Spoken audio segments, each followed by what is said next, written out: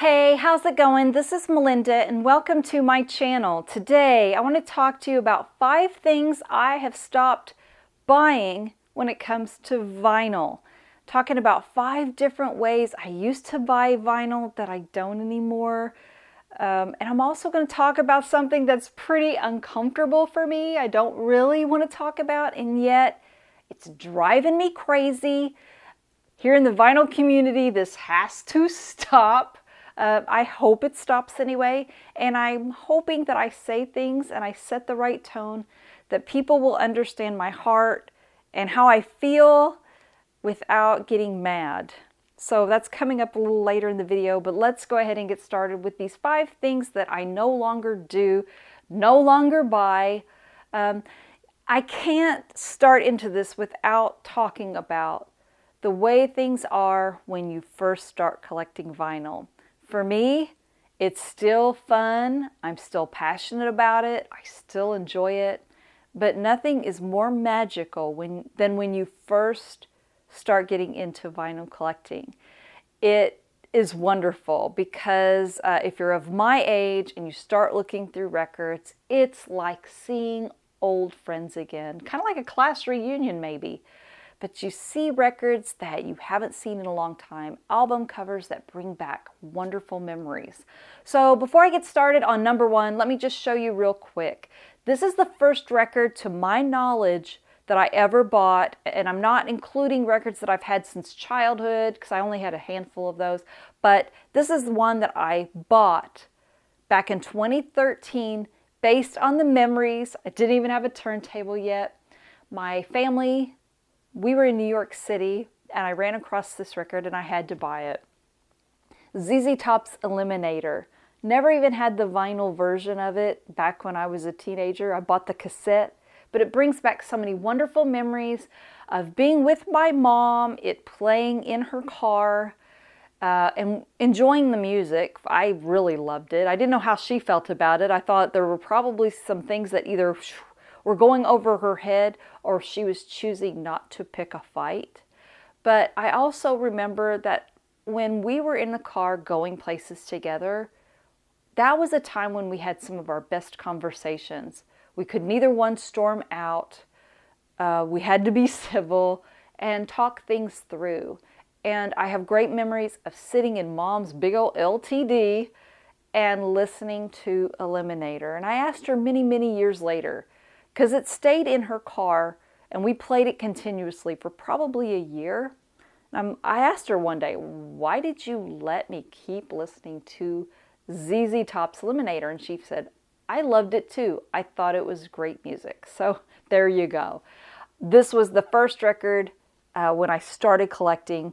You know, it didn't really go into high gear until 2017 when I started really buying records, because that's when I got a really good turntable. And that brings me to number 1, what I have stopped doing and what I've stopped buying. Sadly, I have, for the most part, stopped going to record stores. I still love to go when I can, but when I first started collecting vinyl, my husband and I, every single Saturday, every weekend, we would go out and on a road trip. An hour, 2 hours away, 2.5 hours away. Sometimes we'd even spend the night and make it a whole weekend. We would go vinyl record shopping. My husband's really cool to do that because he doesn't get into vinyl, but he enjoyed it because he got to talk to record store owners. He always picked an amazing place to eat based on what the record store owner recommended, something very unique. And I was able to buy some amazing records that way. So that was very cool. But we no longer do that. That was at a time when records were pretty cheap, very affordable. It's no longer sustainable to go out every single weekend and buy on the level that I was buying at that time. I'm glad I did it when I did, but I no longer am able to do that. Our daughter lived several hours away back at the time, so we didn't get to see her on weekends. Now she's just a little over an hour away. We go see her every Saturday. And so, number 1, I no longer get to go to record stores as often, so I'm no longer buying records from record stores as often as I used to. And you can take that to be a negative, but it is what it is. Number 2, I've given up, for the most part, on antique stores, at least where I live. Now if I go into another city, another state, and there's a highly recommended antique store, I will go there. I will look through their record stack. I'll go through a few. If it looks like the same old stuff I see where I live, I stop. And yes, I probably miss out on a few goodies here and there, but it's just no longer worth my time. The antique stores that I go to, the ones that I'm around, they've dried up. I found some killer stuff back in the day at antique stores. I found the Led Zeppelin II, our Robert Ludwig hot mix, what they call the hot mix. I found that at a record store, or at an antique store, for $10. I found the Beatles mono box set at an antique store. Here's a couple of others that I remember the excitement of when I found these at a record store. Def Leppard's Pyromania. This record meant the world to me when I was in middle school. I still love the song Foolin', Photograph. Those are probably my 2 favorite songs by by Def Leppard. I love those. And so when I saw this at an antique store, it put a smile on my face, and I couldn't buy it fast enough. Aerosmith's Pump. This is another one. This is an original that I found at an antique store many, many years ago. I don't think you could find it at an antique store today. And if you did, they'd probably be charging too much money. I love this record. Every single song is fantastic. In my opinion, I love this album by Aerosmith. I also want to show a record that I saw at an antique store very early on in vinyl collecting that I let pass me by. And this would have been a deal where I went into an antique store where I live. There were tons of records, and they were all 3 for $5. To go back in time and be able to pick these up again, I would give anything. But I passed up a little record, and I remember seeing it. 3 for $5, you guys. Buckingham Nicks. Now, I, of course, have since bought it. In fact, I've bought it twice. I don't want to wear the promo out, so I bought another copy when I found it. I was looking at these Buckingham Nicks record, 3 for $5. I didn't know enough at that time. It was before I really got into buying vinyl. I didn't even have a good turntable. And I saw this, and of course I knew who they were, but I thought to myself, this is my thinking. I remember thinking this. If this was so good, why did they join Fleetwood Mac? So I had never heard it before, didn't even know they had made an album together before Fleetwood Mac, and I passed it by. So, those were the good old days of antique stores, but I'm really not into it anymore because I don't really find anything that I want. Next up, another area where I have slowed down my buying is jazz. And I picked the perfect time, just by coincidence. I got into jazz at an amazing time to get into jazz. Not long after I heard some albums that I really enjoyed and decided, okay, I'm going down this rabbit hole. Here comes the Blue Note Classic series, the Tone Poets. And I made a pledge to myself. I'm buying them all. I love them. They sound great. They're a great bargain. This is a great way to have a jazz collection. And this is the majority of my jazz collection. Most of my records, I do have a few really cool originals or early pressings, but for the most part, I have the reissues of jazz. I couldn't be happier. They sound great. They're clean. I didn't have to pay a ton for them. If you bought originals 20 years ago, you're sitting on a gold mine. So my jazz collection isn't worth a ton, but they sound great. Here's the problem, and it's not really a problem. It's just why I have stopped buying so many jazz records and why I had to break my commitment to buying every single one of them. We're just spoiled now. There's so many great ones. This is a favorite of mine, the Oscar Peterson Trio. We get requests.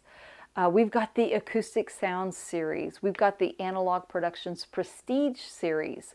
We have Verve by Request. We have Mobile Fidelity putting out Thelonious Monk One Step, Charles Mingus One Step, the Miles Davis records, Bill Evans, Analog Productions. I purchased the Bill Evans box set. I mean, there's so many amazing choices now that I just no longer have to buy everything. I'm having to choose. And I'll be honest with you, I probably already have more than I can ever listen to. That doesn't stop me from buying more when great titles come out. But I no longer have this mindset that I'm going to buy every single thing that comes out because there's just too much. It's not sustainable. It's not affordable. At the same time, I'm so glad to have the choices. This brings me to number 4, and number 4 is kind of tied up to number 1. You know, I no longer go to record stores every single weekend. That's something I've stopped doing. And because of that, I'm no longer buying as many 45s, and I love 45s, and I still will pull them out and listen to them on occasion, not in the way that I pull an album and love listening to a full album experience, but let's face it, look at that cool artwork, a really great record. This is Tom Petty's Don't Come Around Here No More 45.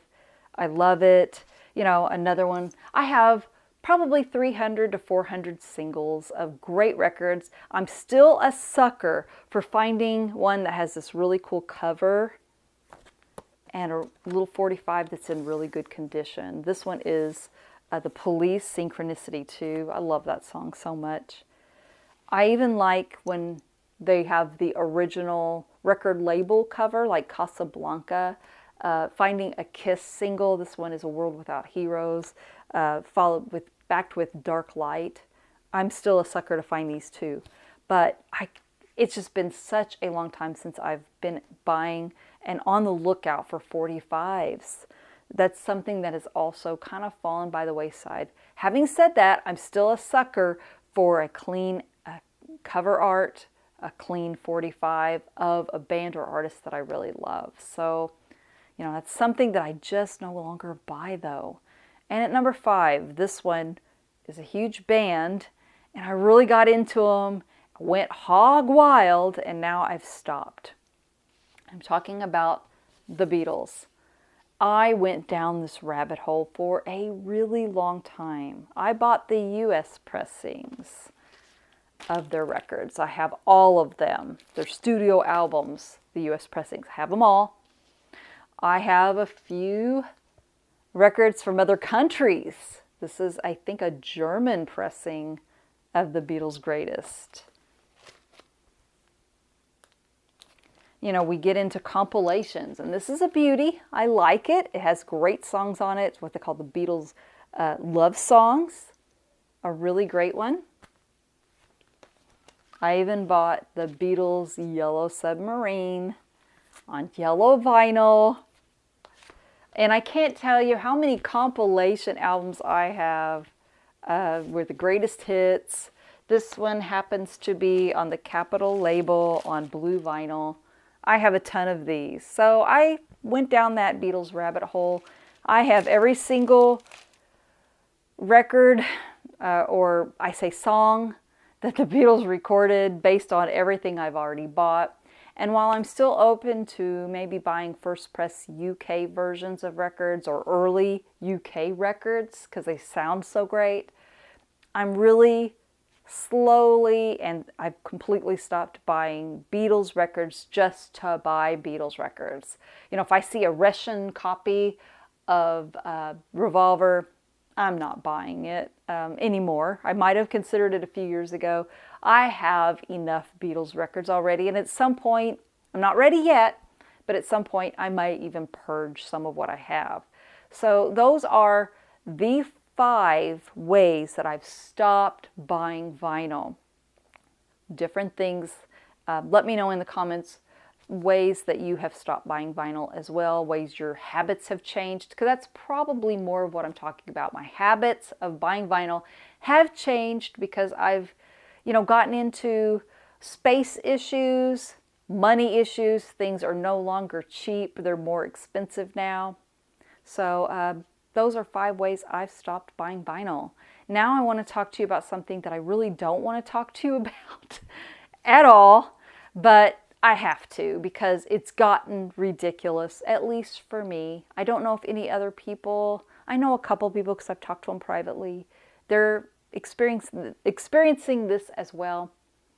Let's talk a little bit about vinyl video makers and something that's going on that needs to stop, in my opinion. You know, we have our ways here in YouTube. First off, let's talk about, you can subscribe to a channel, okay? And subscribing is free. There's no obligations once you subscribe to a channel. It just helps a channel you like out. It lets YouTube know this channel is gaining in popularity. And also, if you come across a video you really like, whether it's in the vinyl community or just something on YouTube you really like, it's important to hit the like button because it lets YouTube know this is a popular video. A lot of people are enjoying it. Let's put it out into the algorithm and it helps the person you enjoyed. Maybe you learned something from the video or you just enjoyed it. It helps that person out. And then this is the subject I'm going to get into today. You can hit the notification bell.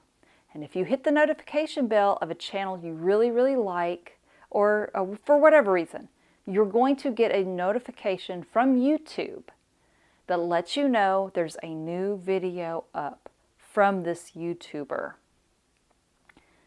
So, I hit the notification bell a lot. There's a lot of people I love here in YouTube. And I like getting notifications. That doesn't mean I get to watch every single video they make. I might watch very few because there's so many choices and there's so much time. You know, I don't have that much time. I have a very busy schedule. I watch what I can, and sadly, I do miss some really great videos, no doubt about it. Here is the rub for me. We have the notification bell for YouTube, and yet some vinyl channels are sending me links through a different social media, Instagram. I'm getting private messages in Instagram with links to vinyl videos and YouTube videos. I don't want those clogging up my Instagram messages, and they are. There's so many of them now. I'm constantly getting notifications through Instagram messages for links to YouTube videos. And a lot of these people are great channels, and I really love them. And so this is nothing personal against anybody. But a lot of you already get notifications through YouTube, so I don't need to get these Instagram messages. I don't need to get notifications through Instagram that you have a new video out, because I've chose to get a notification through YouTube. It needs to stop. It's clogging up my Instagram messages, and I don't appreciate it. It doesn't mean I don't like the people. And I know a lot of you are watching this video thinking, well, why don't you just send that person a personal message and tell them to stop? Because I can also say that when you leave a message and you're not talking directly to the person, they can't hear your intent, they can't hear your sincerity, they don't know the tone of your voice when you're saying something. I've read messages that I've taken the wrong way before, where someone's good-hearted and they mean something in a good way, and I get my feelings hurt over something the way I perceive it. So that's why I wanted to put it on YouTube. But if you are one of those people who are sending links through Instagram, I personally don't like it, and I know other people who don't like it as well. So please don't do that anymore, at least for me. Maybe you are seeing increases in your viewership by doing that, so I kind of understand it, but I just don't appreciate it, and I don't want it done anymore. Also, and this breaks my heart because there's a lot of great people who watch my channel, and I love the interaction I get to have with you guys. It means the world to me, especially in the comments on my YouTube channel. Some of you go on to my personal messages and you send me links to things to click on and watch. Unfortunately, we now live in a world where I can no longer do that. If I don't know you extremely well, I don't recognize you, and you're not a really close friend of mine, I'm not going to click on a link. it's just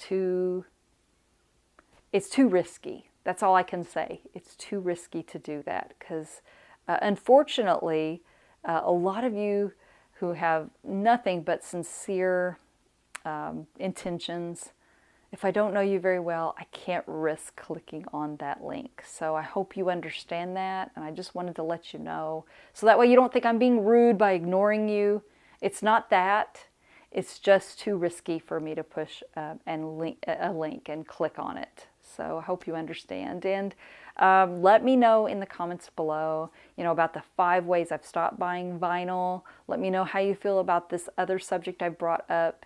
Please know that I really love the channels, each and every one of you that are doing that. I'm not mad. I just hope you will stop and maybe reconsider that. Like I said, YouTube has a notification bell that we can push. And I recommend everybody, if you love a channel, click the bell for notifications. It's very helpful. Liking, subscribing, everything. So thank you so much for watching my channel and for watching this video. And I hope you all have a great day. Thank you so much and take care. Bye-bye.